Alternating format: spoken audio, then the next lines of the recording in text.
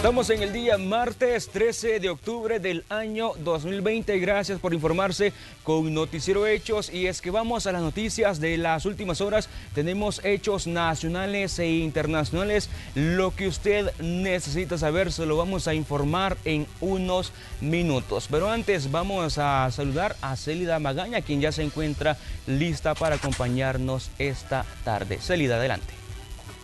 ¿Qué tal, Raúl? Buenas tardes, qué gusto acompañarles nuevamente con lo más destacado ocurrido durante las últimas horas. Vamos a aprovechar también para saludar a quienes se conectan con nosotros en las diferentes plataformas digitales y vamos a iniciar informándole lo que ha ocurrido durante las últimas horas a través de nuestros titulares.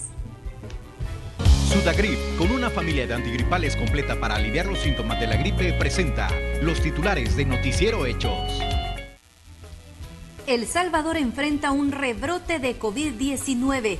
En las últimas 24 horas se reportaron 145 nuevos contagios, elevando la cifra a 30.480 casos.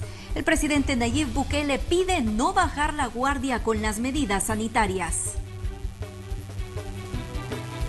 10 personas relacionadas al caso Destape a la Corrupción 2 enfrentan la audiencia de admisión de pruebas. Son acusados del lavado de dinero y activos.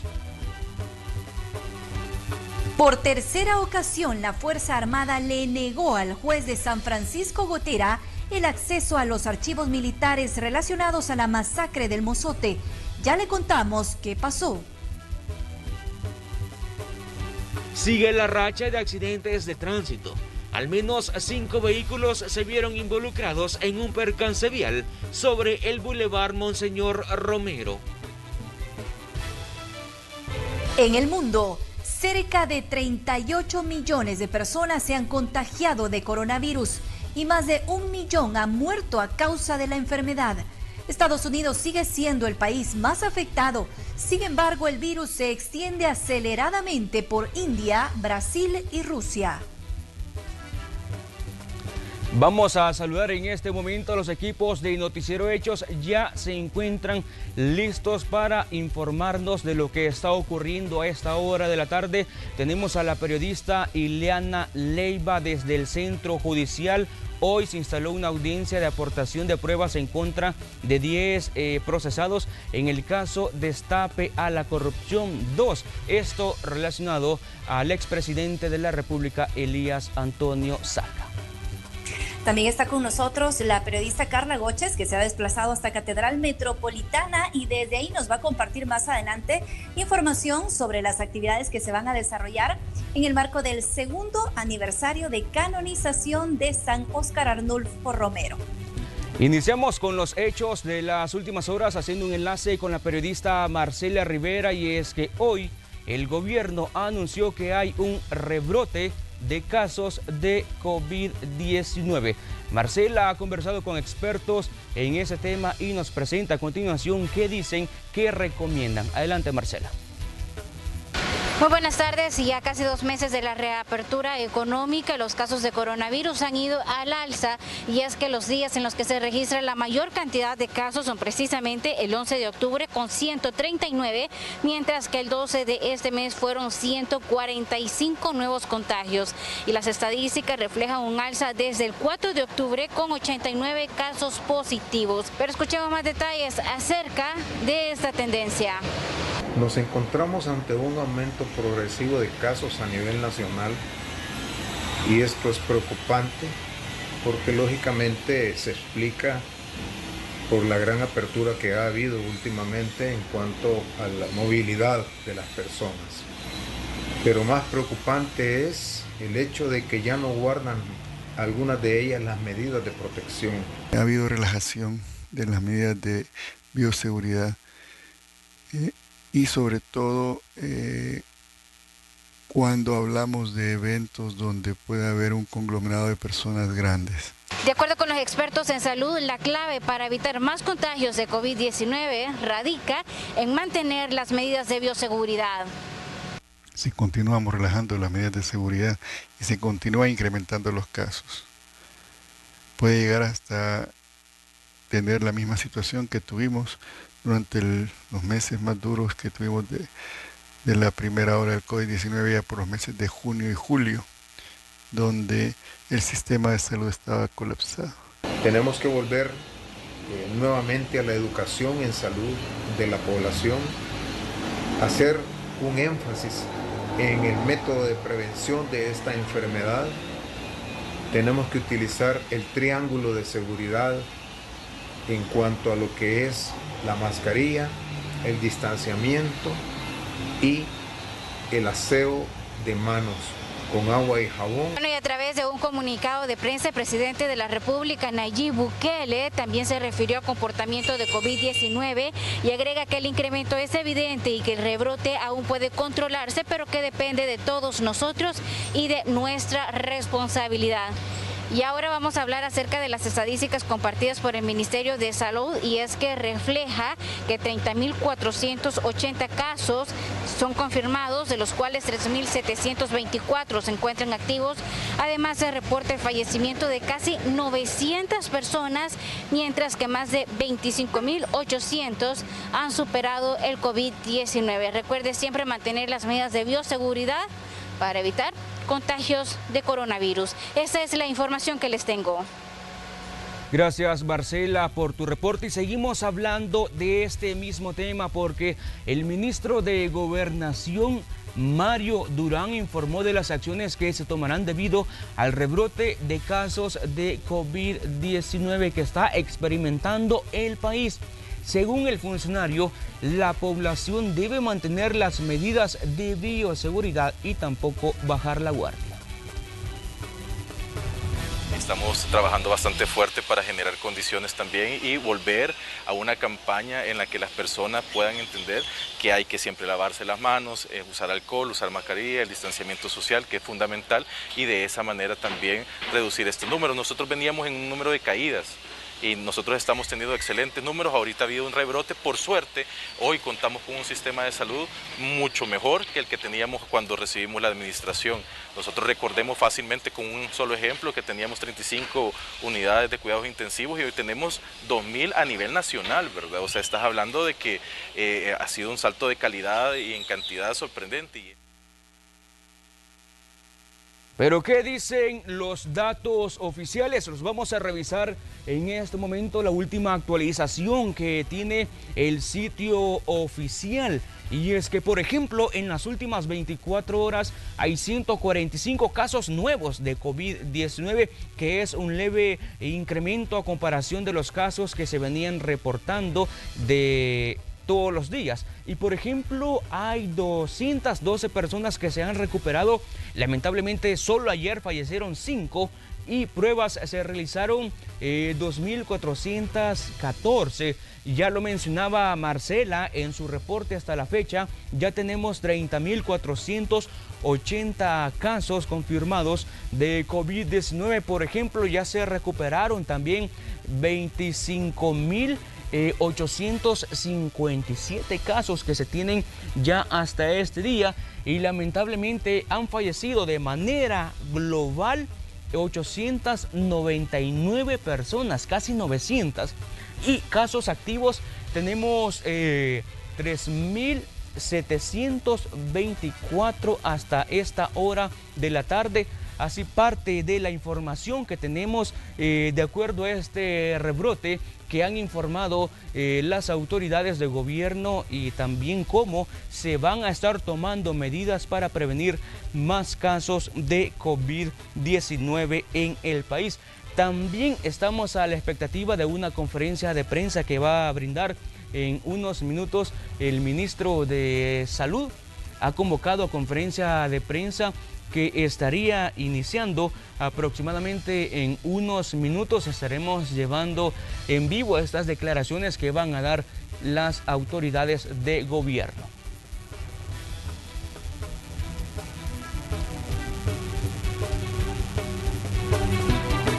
Bueno, ya tenemos en directo la señal de esta conferencia de prensa que el ministro de Salud, Francisco Alaví, está brindando a esta hora de la tarde referente a los casos de COVID-19.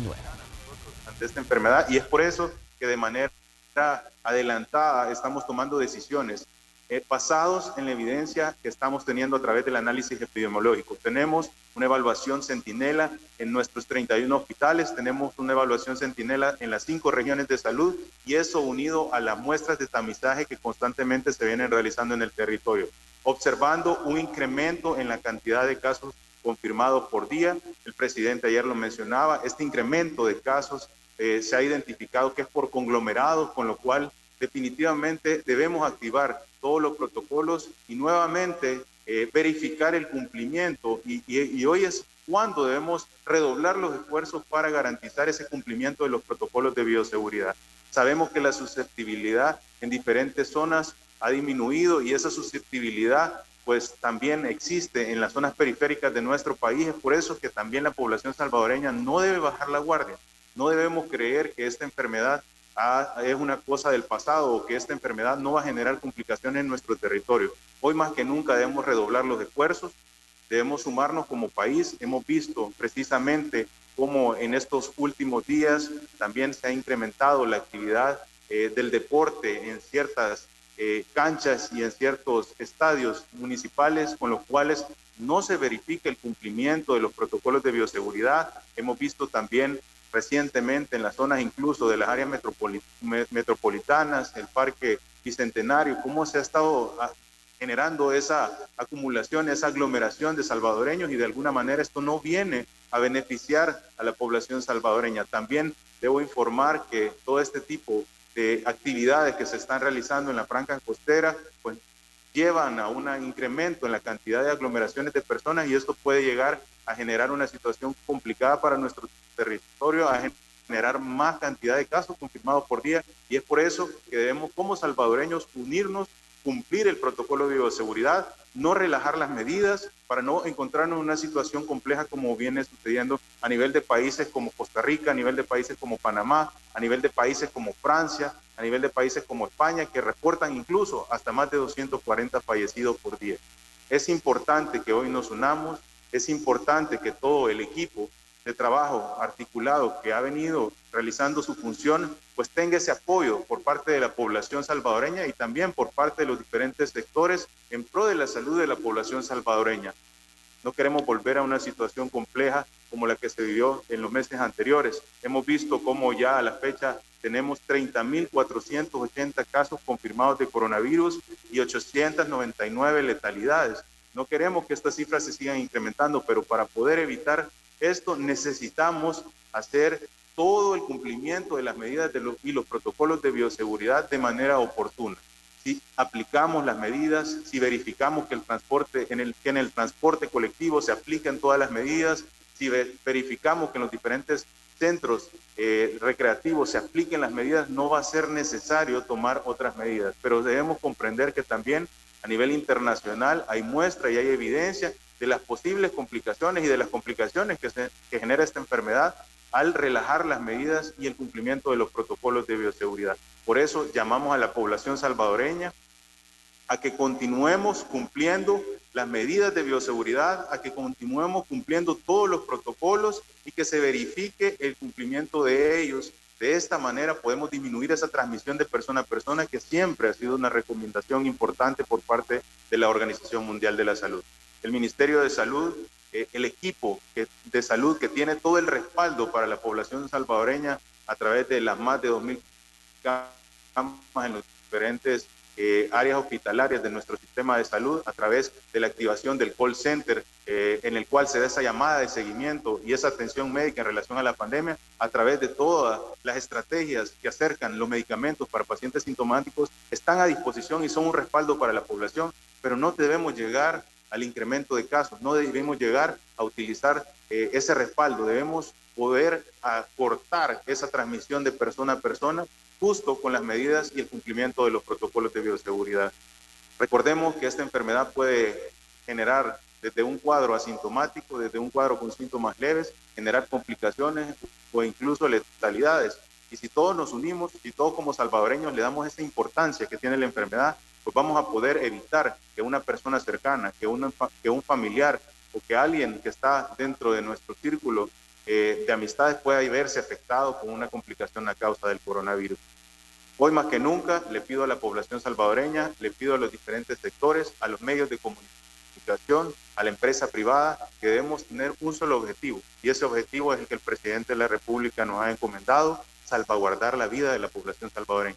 Parte de la conferencia de prensa que se está desarrollando a esta hora de la tarde, el ministro de Salud, ya escuchamos, está haciendo el llamado a la población a no bajar la guardia, a continuar con las medidas de bioseguridad. También es importante recordar que se debe hacer principalmente por nuestros familiares, también por nuestros amigos, y para que estos casos no continúen en aumento y se tengan lamentablemente que las estadísticas tiendan a subir como lo vimos ya en meses anteriores. Así parte de la información que tenemos en este momento en desarrollo, que están brindando esta conferencia de prensa las autoridades de salud. Y el presidente del Banco de Desarrollo de El Salvador, Juan Pablo Durán, solicitó nuevamente la aprobación de créditos y fideicomisos para salvar a las miles de micro y pequeñas empresas que se vieron afectadas por la pandemia del coronavirus. El periodista Nelson Quinteros nos informa al respecto. El Banco de Desarrollo de El Salvador tiene todo listo para iniciar con el plan de apoyo a las micro, pequeñas y medianas empresas afectadas por la pandemia del coronavirus, una vez tenga acceso al fideicomiso de $600 millones que aún no han sido ratificados en la Asamblea Legislativa. Ese fideicomiso es así como vital, como un suero para un enfermo, como alguien que necesita de eso sí o sí, si no va a morir. Y lo que pasa es que ahí hablamos de cientos de miles de microempresas. Estamos hablando que algunas son de subsistencia, otras son ya proyectándose a convertirse en pequeñas, luego en medianas y luego en grandes. El precio es evidente cuando pesan más los caprichos políticos y no la vida productiva de este sector. Actualmente existe el riesgo que miles de MIPYMES desaparezcan, asegura el presidente de Bandesal, Juan Pablo Durán. Si ya lo hubiéramos ejecutado, tendríamos un proceso de crecimiento económico mucho más fuerte que el que estamos teniendo, una recuperación mucho más rápida que la que estamos teniendo, pero pues aquí están los precios que se pagan cuando los caprichos políticos se calientan y se vuelven irracionales. A la vez que espera que los fondos aprobados por parte de organismos internacionales y que solo requieren de una firma de garantía del Estado no entren en la discordia política y así poderlos entregar a los empresarios. Ya tenemos aprobados por el BID, por fondos OPED y por el Banco Europeo de Inversiones alrededor de 300 millones que yo espero que cuando lleguemos a la Asamblea a pedir garantía, no deuda, garantía nada más, o sea, la firma solidaria del Estado. ¿Para qué? Para podérselos trasladar en excelentes condiciones a los empresarios, no lo metan en esta calentura política que al fin y al cabo hace tanto daño. En cuanto a la proyección a la economía del país para el próximo año, el presidente de Bandesal asegura que serán uno de los motores para lograr ese 4% que prevé el gobierno. Nelson Quinteros, Noticiero Hechos. Y en más información de este día, el Ministerio de Educación requiere de $20 millones para readecuar los centros escolares, esto para el inicio de las clases del año 2021 debido a los efectos de la pandemia de COVID-19. De acuerdo a la ministra Carla de Varela, aún se desconoce la fuente de financiamiento. Los alumnos estarían regresando el primer trimestre del próximo año. Sin embargo, los profesores regresarán primero y luego los alumnos. En este momento no tenemos el dinero completo para regresar a la escuela. Tenemos que ver de dónde lo sacamos y es necesario que comencemos a disponer de él ya, porque no vamos a tener tiempo durante el primer trimestre. Van a regresar lo primero los profesores y después los alumnos. Tenemos que empezar a preparar las escuelas desde ya. Sin embargo, estamos trabajando de manera articulada con todas las carteras que tengan que ver con este tema. El regreso a la escuela es un tema muy grande, muy impactante y muy importante para la vida del país. Y para que tu negocio se reactive más rápido, conviértelo en una pyme segura. El Ministerio de Economía te ofrece fondos no reembolsables de hasta $20,000 para que cumplas los estándares de calidad y bioseguridad que atraerán a más clientes. Para obtener más información, llama al 2590-9000. Pyme Segura, una iniciativa del Ministerio de Economía con apoyo del Banco Interamericano de Desarrollo. Vamos con información en desarrollo. Nos enlazamos con la periodista Iliana Leiva hasta el Centro Judicial de San Salvador, quien nos tiene detalles de cómo avanza el proceso judicial en el caso Destape a la Corrupción 2. Iliana, buenas tardes. Buenas tardes, qué gusto saludarlos. Tenemos información sobre el caso Destape a la Corrupción número 2. Y es que este día se ha instalado la audiencia de admisión de pruebas contra 10 de los imputados. Ellos son precisamente acusados por los delitos de lavado de dinero y activos cometidos por el expresidente Antonio Saca. Hay que recordar que la audiencia preliminar se realizó en julio de 2019, en la cual se resolvió el sobreseimiento para los 10 imputados. Pero ahora es que se está haciendo la admisión de la prueba. Escuchemos más declaraciones por parte de la fiscal del caso. La Cámara Primera de lo Penal revocó el sobreseimiento que el Juzgado Séptimo de Instrucción había otorgado a los procesados. Entonces ahora se va a llevar a cabo la admisión de la prueba para pasar a la fase de juicio. Nosotros pues vamos a admitir la prueba, vamos a ofrecer toda la prueba que se había ofertado en acusación y esa es la que nosotros nos vamos a mantener. El abogado defensor de uno de los imputados también ha hablado sobre este proceso de la admisión de pruebas. Escuchemos más detalles. En el cual la Fiscalía ha aportado sus pruebas y la defensa también las nuestras. El juez va a decidir en esta audiencia cuáles son las pruebas que acepta y cuáles son las que no acepta. Es así de fácil esta audiencia. Se espera que la etapa de la audiencia especial para la admisión de pruebas pueda terminar a la brevedad posible para poder avanzar a la siguiente etapa. Esta es la información que tengo para ustedes y regreso la señal a los estudios principales. Gracias, Iliana, por el reporte desde el Centro Judicial. Y seguimos con más temas de este día. En un tercer intento por obtener información de los archivos militares relacionados a la masacre de El Mozote, el juez Jorge Guzmán llegó hasta las instalaciones de la Segunda Brigada. Sin embargo, no le fue permitido el ingreso. Elementos de la Fuerza Armada bloquearon el acceso a la Segunda Brigada Aérea ubicada en Comalapa ante la llegada del juez de instrucción de San Francisco Gotera, Jorge Guzmán, quien solicitó ingresar a las instalaciones en búsqueda de archivos sobre la masacre de El Mozote, hecho registrado en 1981. Pero nuevamente el proceso de inspección fue impedido. De acuerdo a los argumentos expresados por el capitán Carlos Escobar, la brigada fue fundada el 31 de julio de 1986, es decir, 5 años después de haber ocurrido la masacre, y que en sus archivos no cuentan con la información requerida por el juez. Y empezó a operar hasta el año de 1987 como unidad operativa, como tal. Entonces, en realidad esta unidad no cuenta con ninguna documentación que esté relacionada a la información que usted busca. Y como toda unidad militar, tenemos la documentación en un solo lugar. Y entonces tenemos tanto nuestros planes particulares de defensa nacional, los cuales son de carácter secreto y están protegidos bajo la Constitución de la República. Y entonces por tal razón yo no puedo autorizarle el acceso a los archivos de la Segunda Brigada Aérea. Al verse frustrado el tercer intento por obtener los archivos militares relacionados a la masacre, el juez Guzmán señaló que la Fuerza Armada debe someterse a la sentencia de la Sala de lo Constitucional y otros organismos internacionales que investigan graves violaciones a los derechos humanos. La Sala ha sido bien clara y específica en determinar qué es obligación. Es una obligación que el Estado tiene y que deviene de la sentencia del 2012 de la Corte Interamericana de Derechos Humanos. ¿De qué? De abrir los archivos para que se investiguen estos hechos. A criterio de David Morales, director de Derechos Humanos de Cristosal, los argumentos utilizados para evitar el ingreso de la comitiva judicial no son válidos, ya que fueron superados durante el juicio del Mozote y en la reciente resolución de la Sala. Ni siquiera se le responde a un juez quién ha dado la orden. Es en todo sentido un propósito de ocultamiento de la información que solo puede tener el fin político de seguir protegiendo criminales de guerra. A pesar de los constantes bloqueos, está previsto que el juez acuda este miércoles a la Brigada de Artillería Óscar Osorio y el jueves intentará continuar con la inspección en el Archivo General de la Nación. Con imágenes e informe de Enrique López, Noticiero Hechos.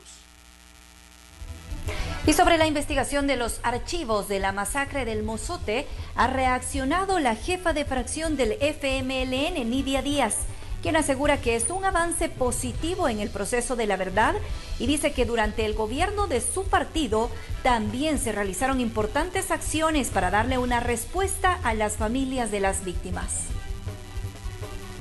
Que hoy se dé ese paso de que se pueda llegar a abrir un archivo es importante en la búsqueda de la verdad.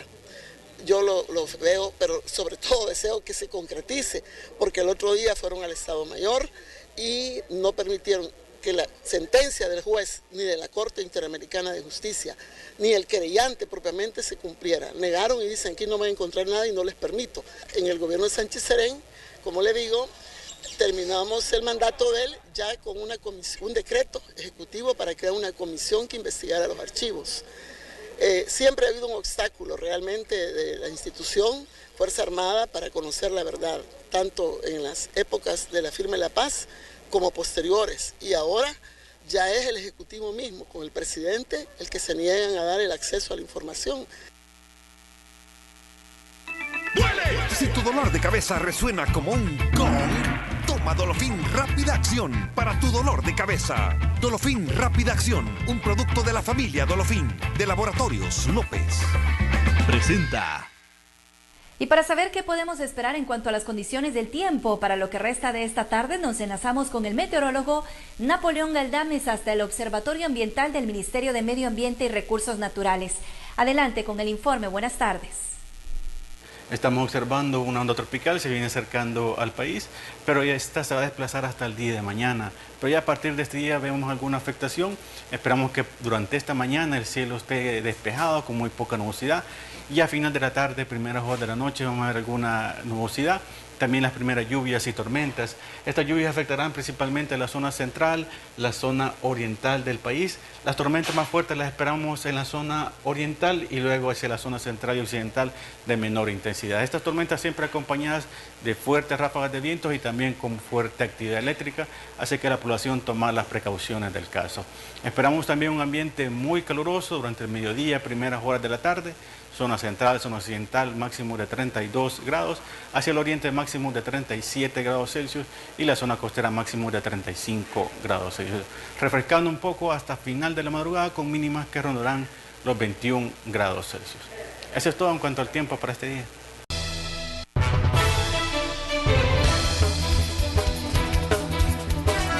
El periodista Inmar Batres se ha trasladado hasta Candelaria de la Frontera, un caserío que se ha mantenido alejado prácticamente desde el inicio de la pandemia y todo lo que consumen se produce en el lugar. Coméntanos, Inmar, buenas tardes.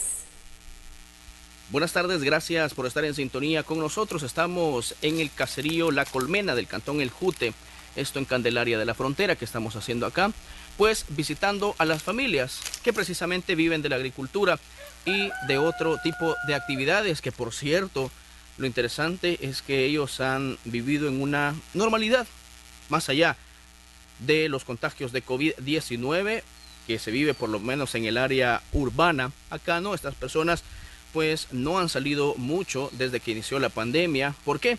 Porque ellos se abastecen acá de los granos básicos, también del cultivo de tilapias y la crianza de aves. Hemos conversado con las personas que habitan en este lugar. No han salido durante todo este tiempo de la pandemia por COVID-19 hacia el pueblo de Candelaria de la Frontera. Así que estas personas se han mantenido acá prácticamente aislados del mundo desde que se conoció el COVID-19. No utilizan mascarilla. ¿Por qué? Porque están precisamente con sus familias y con sus conocidos. También tienen ganado a su disposición. ¿Cómo han logrado todo esto? Pues con el trabajo de años y con asistencia técnica de la FAO. Nosotros en la siguiente emisión de Noticiero Hechos le estaremos mostrando la historia de estos héroes de la alimentación, tal y como los llama la FAO, que han logrado sobrevivir todavía, no solo con la pandemia encima, sino que también se encuentran en el corazón del corredor seco salvadoreño. Más detalles en la siguiente emisión de Noticiero Hechos. Buenas tardes.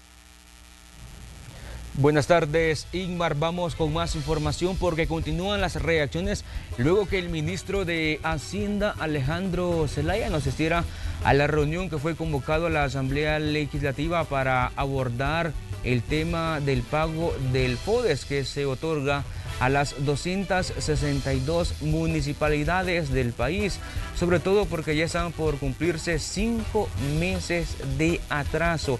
Pero también es de recordar que los diputados de Arena y FMLN no asistieron a la invitación que hizo el funcionario el fin de semana anterior.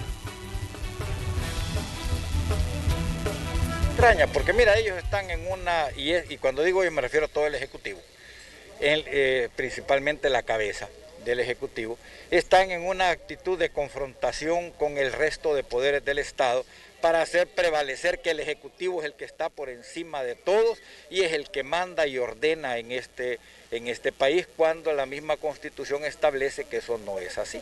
Además, el FODES no se negocia, el FODES se cumple.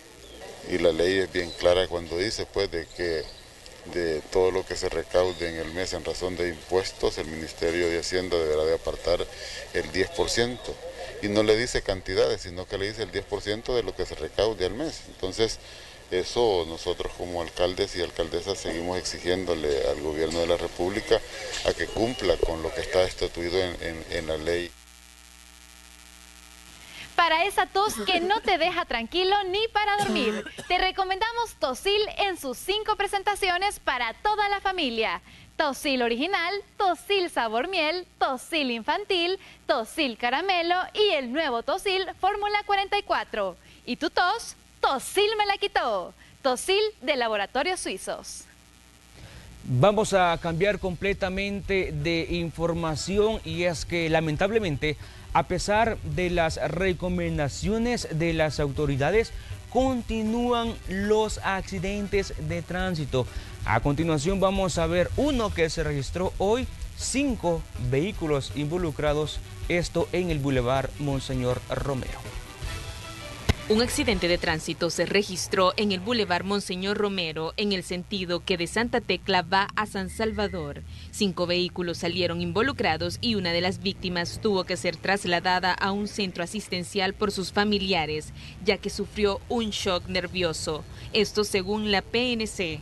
Podemos ver que es el no guardar la distancia de seguridad, ¿verdad?, por uno de los conductores y un poco pues la velocidad, ¿verdad? Según los involucrados, un carro vehicular impactó a toda velocidad con la parte trasera de los automotores que circulaban por la zona. Veníamos sobre la Monseñor, ya casi llegando a la séptima, cuando la hora que daba, el sol pegaba mucho en el frente del parabrisas, ¿verdad? Entonces los carros quizás empezaron a disminuir por eso. Entonces yo frené también como los demás, ¿verdad? Y venían 2 muchachos que venían en un Honda Fit que nos impactó. Según las investigaciones policiales, la causa del accidente fue el exceso de velocidad y la iluminación solar a esa hora de la mañana, ya que cae fijamente frente a los conductores, dificultando la visibilidad. Afortunadamente no hubo víctimas que lamentar.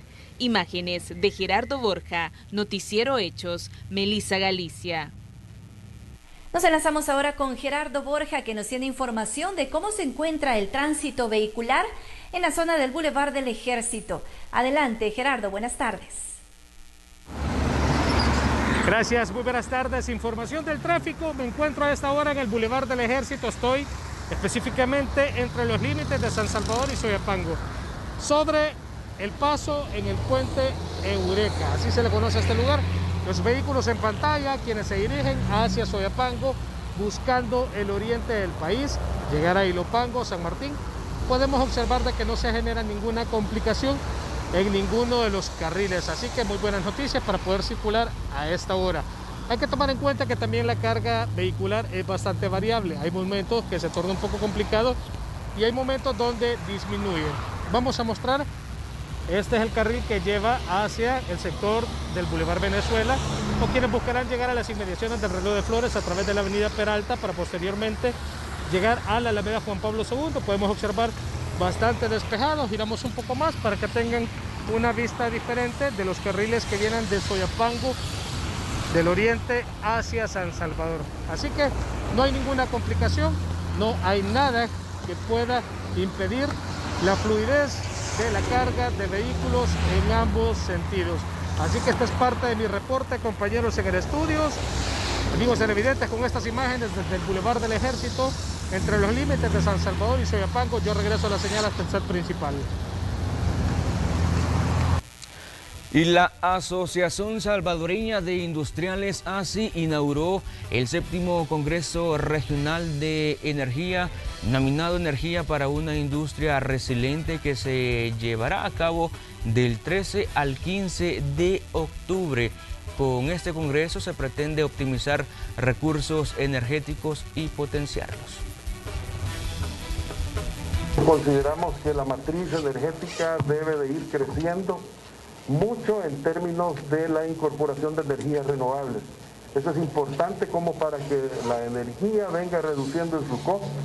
La energía es uno de los insumos claves dentro de los procesos industriales y eso nos va a hacer competitivos dentro de un mundo cada vez más globalizado. Y para decirlo concretamente, por ejemplo, en el caso de las exportaciones, nosotros no podemos ser un país que tenga tarifas altas y pretender obtener un crecimiento cuando es muy difícil hacerlo en ese mundo globalizado al que me refiero. Que la energía sea un recurso accesible y que provenga de recursos nacionales, de fuentes renovables y eficientes y no contaminantes. Además, pretende dinamizar las actividades productivas de todos los sectores.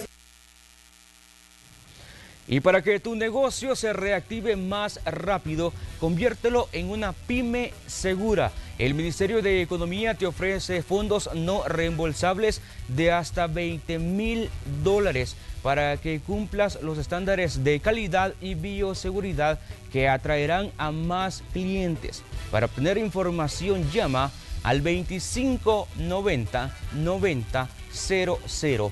Pyme Segura, una iniciativa del Ministerio de Economía con el apoyo del Banco Interamericano de Desarrollo. Continuamos. Y la Feligresía Católica celebrará el 2º aniversario de la canonización de San Óscar Arnulfo Romero.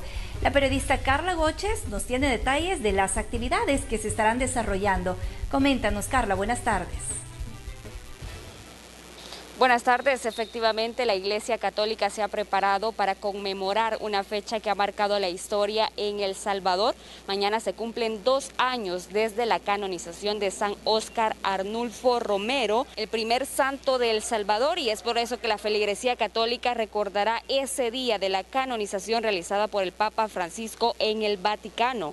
La celebración será diferente debido a la pandemia y la mayoría de las actividades se realizarán a través de las redes sociales. Tendrá mucho de recuerdos, ¿verdad? La iglesia cuenta también con medios de comunicación donde vamos a recordar cómo fue esa misa, a recordar entrevistas, ¿verdad? Que es una manera de hacerlo presente.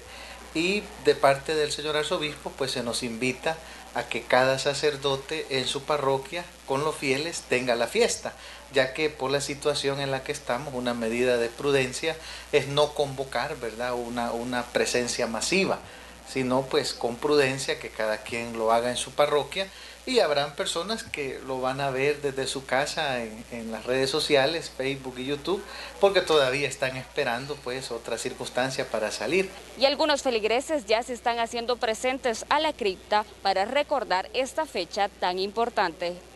También me he acercado más acá a la cripta y yo dije un día, voy a regresar y voy a venir donde él. Así que 2 años hace que yo no estoy aquí y he regresado y he venido. Desde que dije, yo le prometí iba a venir. Que pues para nosotros fue alguien muy ejemplar, pues que nosotros tendríamos que seguir ese ejemplo de él, ¿vea? Que galán que todos creyéramos así, nos convirtiéramos, porque eso es que realmente él nos pide, pues. Y más que todo mi Dios, pues, que nos pide que nos convirtamos, pues, que cambiemos, que ya dejemos de hacer maldad, pues. De momento la cripta de San Romero se encuentra habilitada de 9 a 11 de la mañana y las misas con los horarios normales de 5:30 de la mañana, 12 del mediodía y 5 de la tarde. Esta es la información que tengo para compartir hasta este momento. Regreso a la señal. Buenas tardes. Y en más información, miembros del partido FMLN conmemoraron el natalicio de Chafik Handal, por lo que realizaron una colocación de ofrendas florales en su tumba, ubicada en el cementerio Los Ilustres, donde también cantaron las mañanitas y recordaron la trayectoria y lucha de su líder. El dirigente de izquierda este día estaría cumpliendo 90 años, pero falleció el 24 de enero de 2006 de causas naturales. Y vamos a información de carácter empresarial.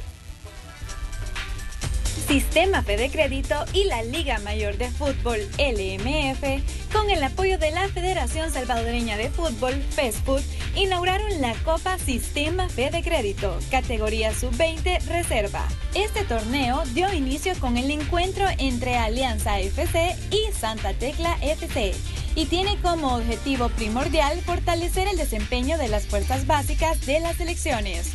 Es por ello que el Sistema Fede Crédito brinda un patrocinio integral, suministrándoles fondos para la compra de suplementos vitamínicos, equipo deportivo, pago de refrigerios y transporte de los jugadores, pues reconoce que estos jóvenes son un semillero de talento para el fútbol nacional.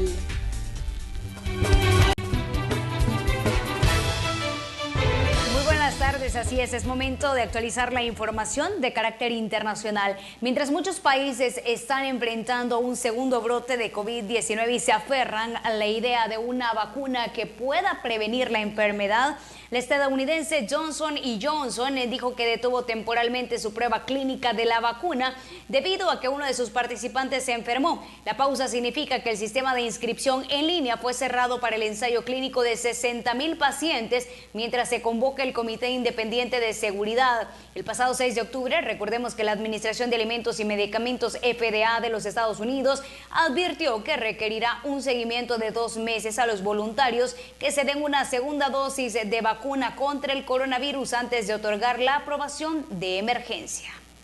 Y mientras eso ocurre, el polémico presidente de los Estados Unidos, Donald Trump, dice estar 100% listo para volver a su campaña presidencial. Esto después que su doctor le dio luz verde y el mandatario resultó negativo a la prueba del COVID-19. Esto mientras su rival, el demócrata Joe Biden, busca votos en el estado indeciso de Ohio cuando falta solo un debate presidencial que hasta este momento se está discutiendo si se hace de manera virtual o presencial. En primer lugar, me siento muy bien. No sé si ustedes. ¿Cómo están todos? El padre no quiere hacerlo en una conferencia telefónica glorificada. Quiere pararse en el escenario o mirar a alguien a los ojos. Estados Unidos ya reporta 41.653 nuevas infecciones de COVID-19 y 317 muertes relacionadas con el virus. Esto según la Universidad Johns Hopkins. Esto eleva el total del país al menos a 7.804.197 casos y 215.085 muertes. Mientras tanto, los países europeos se encuentran preocupados ante el incremento de casos que se están registrando de COVID-19. Ante esto, están optando por medidas más claras. Los países de la Unión Europea han acordado un conjunto común de criterios para facilitar la comprensión de las notificaciones de casos de coronavirus y las restricciones de viaje. La Unión Europea espera que esto haga que los viajes de los ciudadanos y las empresas sean más predecibles y evitará más trastornos causados por la pandemia. Las recomendaciones adoptadas el martes incluyen un nuevo mapa semanal de semáforos basados en el que será publicado por el Centro Europeo para la Prevención y el Control de Enfermedades, que muestra las diferencias en la situación epidemiológica entre países. Las 3 categorías: rojo, donde un país está en alto riesgo; naranja, riesgo medio; y verde, donde un país tiene un riesgo bajo, se basará en el conjunto claro de datos comparables de cada país. Italia ha adoptado nuevas medidas tras el incremento de casos de COVID-19, un país que llegó a convertirse en el lugar con mayor número de casos los primeros meses de la pandemia por la enfermedad. Las medidas incluyen la prohibición de fiestas privadas, horarios más rígidos para bares y restaurantes. El decreto fue firmado por el primer ministro Giuseppe Conte, vigente por 30 días. Prohíbe las fiestas y celebraciones tanto al aire libre como en lugares cerrados y limita el número de invitados en casas privadas a 6. Los llamados deportes de contacto para aficionados como fútbol o baloncesto también han sido prohibidos. Italia registró el lunes 4.619 casos en 24 horas. Y a pesar de contar con la vacuna Sputnik, Rusia no se ha podido librar de un segundo brote de COVID-19. En las últimas 24 horas se reportó 244 fallecidos, una cifra récord desde el inicio de la pandemia en el país. También contabilizó por tercer día más de 13.000 nuevos contagios, pero según algunos expertos, los fallecidos en Rusia podrían ser mucho más numerosos, puesto que Moscú solo contabiliza los casos en los que la COVID-19 es la principal causa del deceso. Para atajar la enfermedad, Rusia confía en la eficacia de esta primera vacuna en el mundo contra el coronavirus, la llamada Sputnik, y que actualmente está siendo probada en 40.000 voluntarios. Eso sí, cabe resaltar que India ya le canceló su tercera fase de ensayos y pidió regresar a la segunda fase. Eso sin duda está poniendo en jaque a Rusia en sus intentos por liderar a nivel mundial con una vacuna que podría poner fin a la pandemia. Así es nuestro primer recorrido a nivel internacional. Nos vemos más adelante. Y para que tu negocio se reactive más rápido, conviértelo en una pyme segura. El Ministerio de Economía te ofrece fondos no reembolsables de hasta $20,000 para que cumplas los estándares de calidad y bioseguridad que atraerán a más clientes. Para obtener más información, llama al 2590-9000. Pyme Segura, una iniciativa del Ministerio de Economía con apoyo del Banco Interamericano de Desarrollo.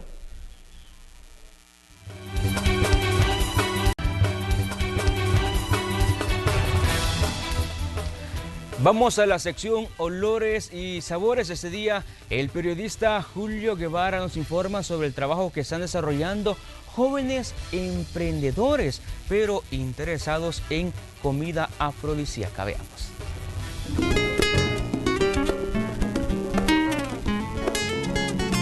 Pendiente de la parrilla. Así encontramos al chef preparando un platillo que durante la pandemia ganó demanda. Llegamos al Ceviche Sexy, un negocio ubicado en la colonia Flor Blanca de San Salvador, donde a diario se despacha pulpo a la parrilla. Se me ocurrió dárselos a mis comensales, ya que tengo un hijo que vive en Italia y viajó a Grecia. Y me dijo, papá, cuando yo llegue quiero que me hagas esto. Entonces es por eso que yo me estoy especializando en los pulpos asados. Hablamos de un negocio con años de existencia, pero cerró debido a la pandemia. Así que Guillermo se reinventó, cocinando para vender solo a domicilio y le apostó a platillos afrodisíacos.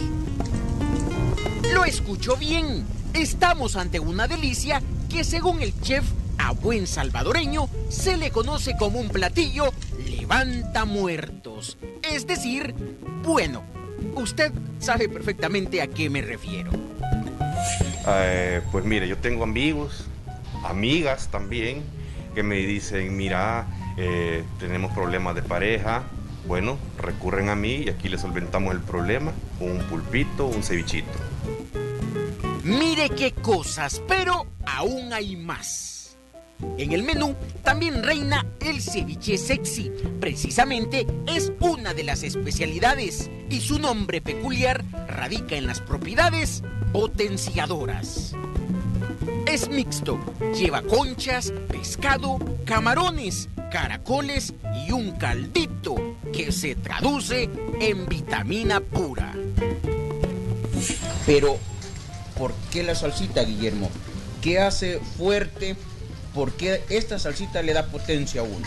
Bueno, esa salsa lo que tiene son ingredientes de mar, ingredientes de montaña. Nosotros aquí lo conjuntamos, es nuestra salsa especial, lleva cítricos también. Eso es lo que hace especial a nuestra salsa. Ah, Y por cualquier cosa le aclaro, esta ricura es para hombres y mujeres, pero si usted se inclina por algo más suave, entonces aquí le presento una opción: arroz a la paella.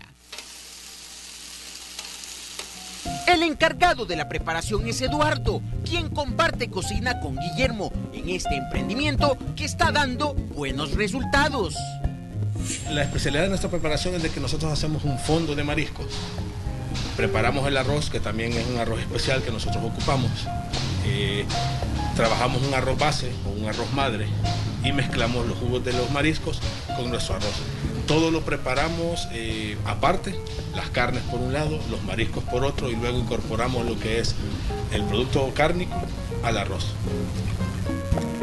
Dos capitalinos que ante el encierro obligado por el coronavirus decidieron seguir luchando en la cocina, preparando platillos para sus clientes hasta la puerta de sus casas. Acertaron y ahora manos les faltan para sacar los pedidos que reciben mediante llamadas telefónicas.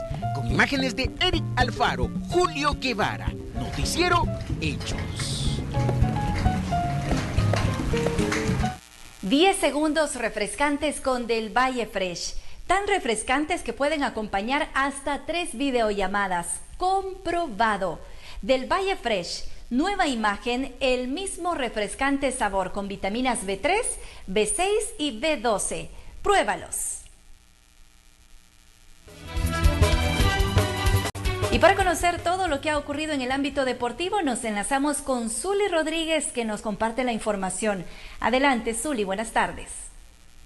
Muy buenas tardes a todos, bienvenidos a los deportes en este martes, donde tenemos excelente información para todos ustedes. Este día vamos a revisar la programación número 2 del torneo Apertura 2020. Además, también vamos a hablar sobre el caso positivo por COVID-19 de Cristiano Ronaldo y cuánto tiempo y qué partido se perderá el jugador luso. Además, toda la actividad, tanto del béisbol como del fútbol americano, se lo presentamos a continuación. Ayer se dio a conocer la programación completa de la fecha 2 del torneo Apertura 2020 con 5 partidos en sábado y 1 para domingo. La mayoría de estos encuentros se realizará en horas de la tarde. La acción iniciará con el partido a las 2:30 entre Municipal Limeño y Firpo. A las 3:15 Club Deportivo FAS se enfrentará a Sonsonate FC. A las 3:30 el Chalatenango recibe a la Alianza. A la misma hora, Club Deportivo Águila se enfrentará a Municipal Limeño. Para cerrar actividad el sábado a las 7:15, el Isidro Metapán recibe al Once Deportivo, quedando el encuentro Atlético Marte ante Santa Tecla para el domingo a las 3 de la tarde. Cristiano Ronaldo se ha infectado de COVID-19. El internacional portugués de 35 años dio positivo por la enfermedad y se perderá el partido de la selección portuguesa de este miércoles contra Suecia, contando para la fase de grupos de la Liga de Naciones de Fútbol. Según ha publicado la Federación Portuguesa, Cristiano Ronaldo fue liberado del trabajo de la selección tras una prueba positiva por COVID-19, por lo que no se enfrentará a los suecos. El internacional portugués está asintomático. Tras el positivo de CR7, los jugadores restantes fueron sometidos a nuevas pruebas este martes por la mañana, todos con resultado negativo, y están a disposición de Fernando Santos para entrenar esta tarde. El Barcelona Real Madrid ya tiene fecha confirmada. El primer clásico de la Liga Santander 2020-2021 se disputará el próximo sábado 24 de octubre. A las 16 horas de España, es decir, 8 de la mañana, hora El Salvador, y sin público en las gradas, según ha informado la propia liga. En ese sentido, los equipos de Ronald Koeman y de Zinedine Zidane se verán las caras en la jornada 7 por primera vez en el torneo. El duelo de la segunda vuelta será en la jornada 30, el 11 de abril del 2021, en el Santiago Bernabéu. Triunfo histórico conseguido este lunes por los Bravos de Atlanta tras vencer 5-1 a los Dodgers de Los Ángeles en el primer partido de la serie de campeonato de la Liga Nacional y la presencia de los aficionados en las gradas por primera vez en lo que va del año 2020.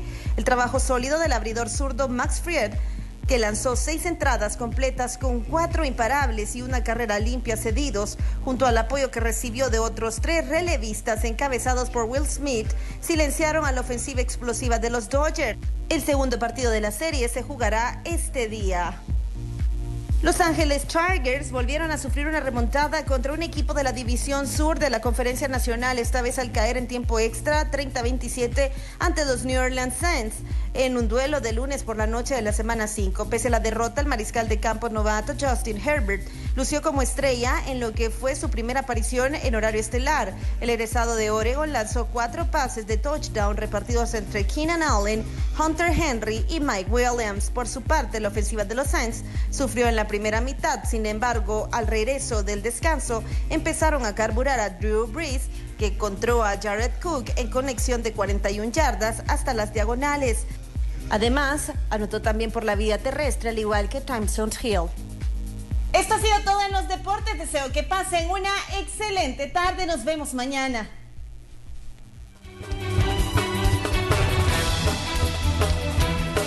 Y para conocer qué ha ocurrido fuera de nuestras fronteras, nos enlazamos con Graciela Rajo, que nos ha preparado una información internacional. Adelante, Graciela, buenas tardes.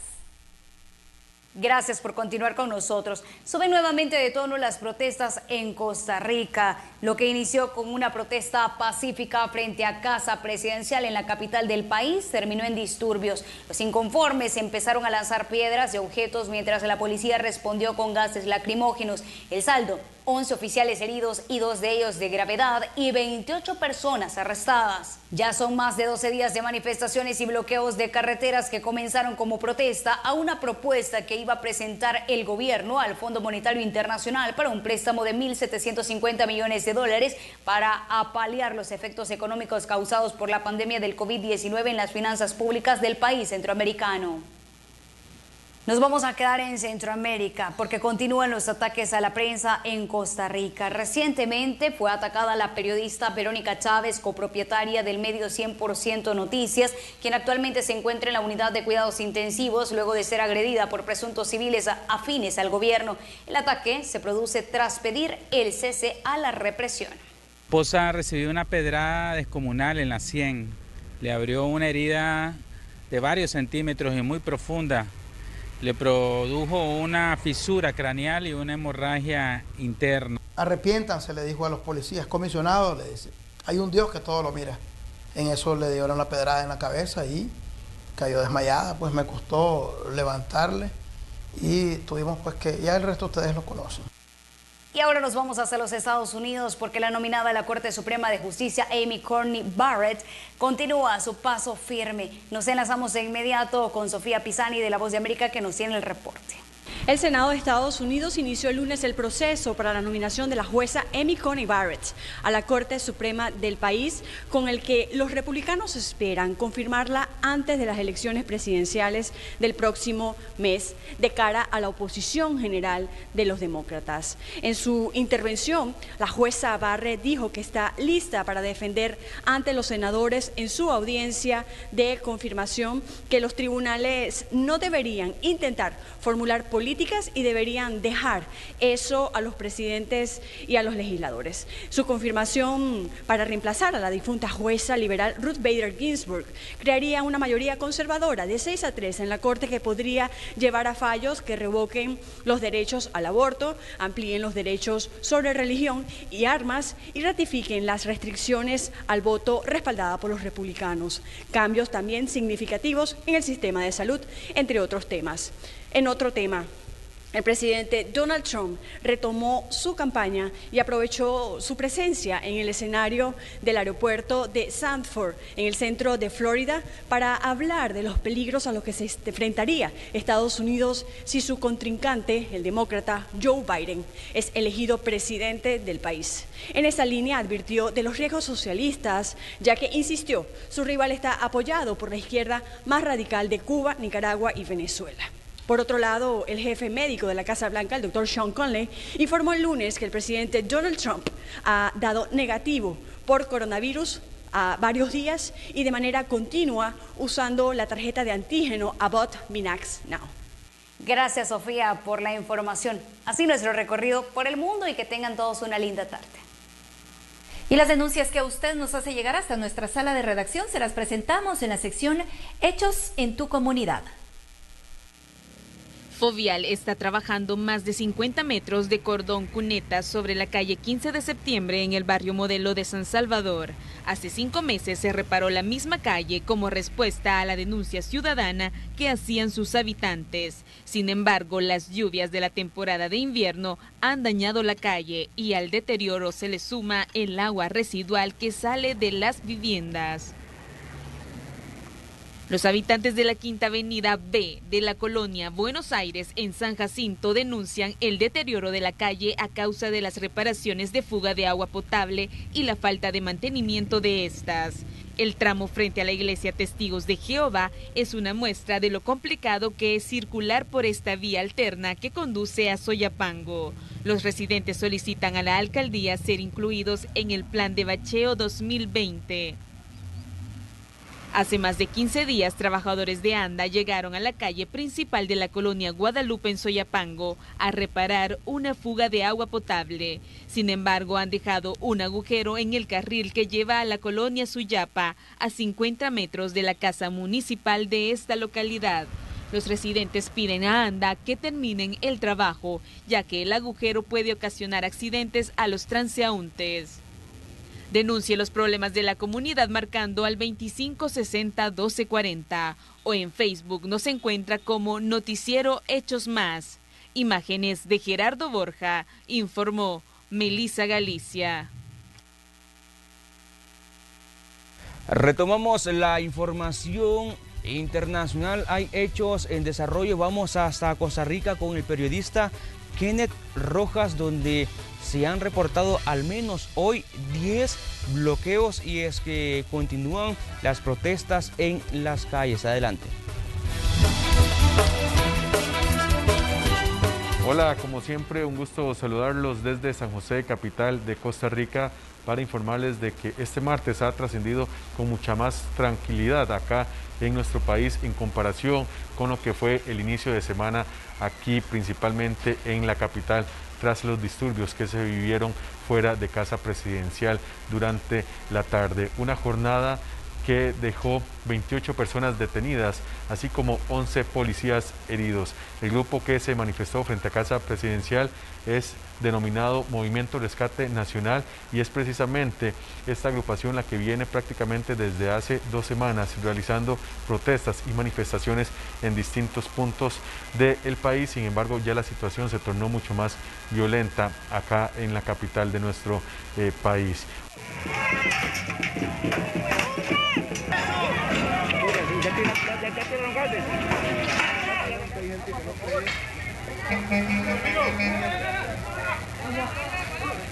Y le decíamos que un día mucho más tranquilo porque hoy se reportan a esta hora 10 puntos bloqueados a lo largo de nuestro país.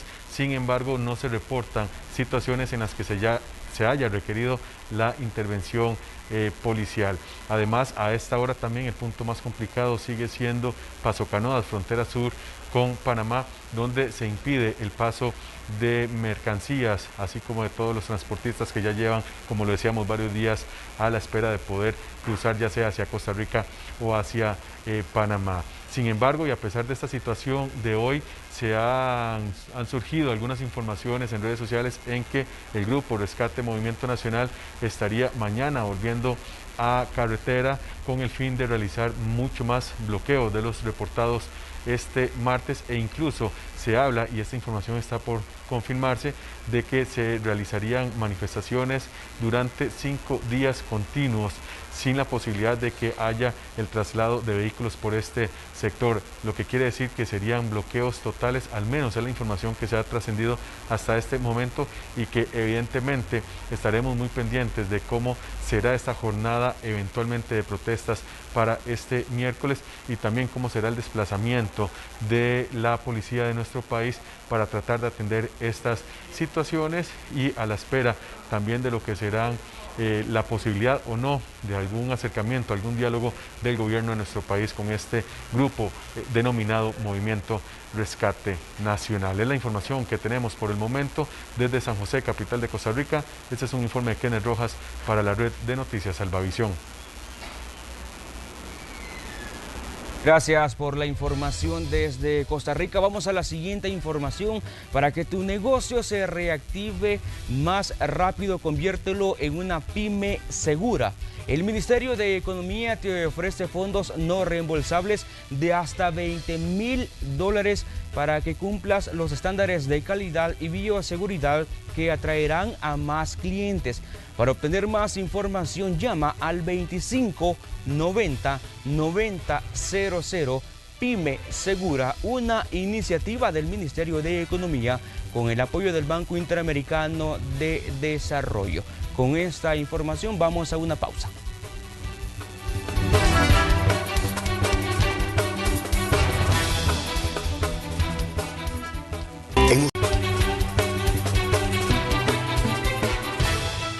Vamos al espacio de la entrevista esta tarde. En Noticiero Hechos nos acompaña Silvia Juárez, que es coordinadora del programa para una vida libre de violencia para las mujeres de Orbusa. Silvia, muy buenas tardes.